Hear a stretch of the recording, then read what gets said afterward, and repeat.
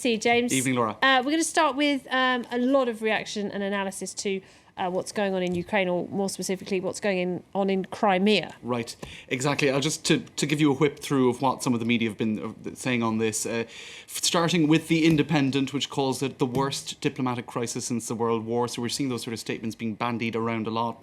This has been taken a lot of very superlatives today. Absolutely. Putin humiliating Obama and the US media generally, which didn't predict that things would come to this. The Sun, you could say, perhaps summing things up in terms of the humiliation from the European point of view, going for a cheeky and rather have a go easy if EU think you're hard play on enough. words. EU being you. They right? also had that picture and a headline saying war chest as well. That's it, you see. So the thing is, it's the geopolitical analysts are using Cold War lingo, but also the tabloids. So I think Wow. it seems to be a pretty accurate metaphor. Has anybody brought up Florence Nightingale yet? Not just yet. She'd have a lot of work to do. Why Russia no longer fears arrest. This is an analysis piece that was in Politico by Ben Judah that's got an awful lot of shares on social media over the weekend, essentially saying that Russians know full well that European bankers, businessmen and lawyers do the dirty work for them, placing the proceeds of their corrupt money in hideouts. The Kremlin knows Europe's dirty secret now, it goes on to say, saying that Europe is really run by an elite with the immorality of the hedge fund. In other words, the economics of the EU and Russia are so strong. And let's not forget that the EU gets a quarter of its natural gas from Russia. That's right.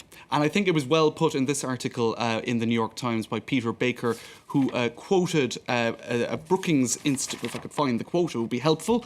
Where am I? Here it is. Fiona Hill of the Brookings Institution will talk about sanctions, she said. We'll talk about red lines. We'll basically drive ourselves into a frenzy. And then he'll stand back, that's Putin, and just watch it. He just knows that none of the rest of us want a war. Right, I mean, because you've just seen the rhetoric flying back and forth for days, but Russia, it just goes right over their heads. That's right. And I thought it was interesting. I think it was Angela Merkel was quoted as saying of Vladimir Putin that he's lost all control. He's not on Earth. He's not. He's not in the same reality. He's not in the same reality anymore. Except a lot of other analysts are saying, well, this was completely predictable. Of course, it was going to come to this. So it depends on what analysis. Some people saying that this was completely unpredictable. Others saying, well, it was inevitable. Everybody now, saw it coming, the New Republic, they have an interesting analysis too, why Vladimir Putin needs a poor, aggressive Russia.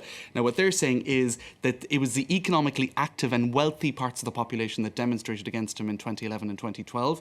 And essentially, the wealthy entrepreneurs, many have already emigrated to the US and to the European Union. He understands that a solution which halts economic growth, therefore puts stalls the entrepreneurs, etc., who were demonstrating against him, or at least the wealthy segments of the population, but also strengthens the patriotism of the poorer parts of the country, that's a win-win situation. You're killing two birds with the one stone.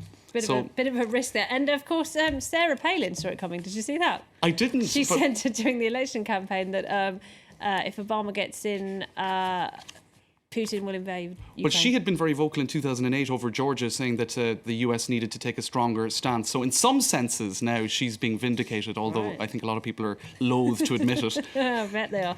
You've been looking at the French newspapers as well. What does Le Monde have to say? All right, well, a quick look at what Le Monde has been saying. They're saying that actually the Crimean Peninsula is a secondary concern. It is of secondary importance to the Russians. They already have their military base there. They already have treaties guaranteeing their interests there. This, that was never going to be challenged, really. This is about intimidating Kiev so that they don't sign economic agreements with the West, or certainly military agreements with NATO, etc. So it's more about the limiting Kiev's sovereignty, intimidation, essentially.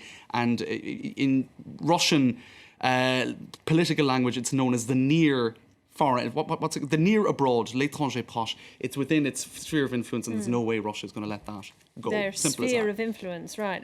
On social media, some are suggesting that misinformation is being put out by the Russian media? That's right. Now, this is an image that's been doing the rounds of social media. It shows a screen grab of Russian TV news. Now, that is showing supposedly the Ukrainian-Russian border with pro-Russian Ukrainian citizens fleeing into Russia, except that's actually the Ukrainian-Polish border. So that's just pure disinformation.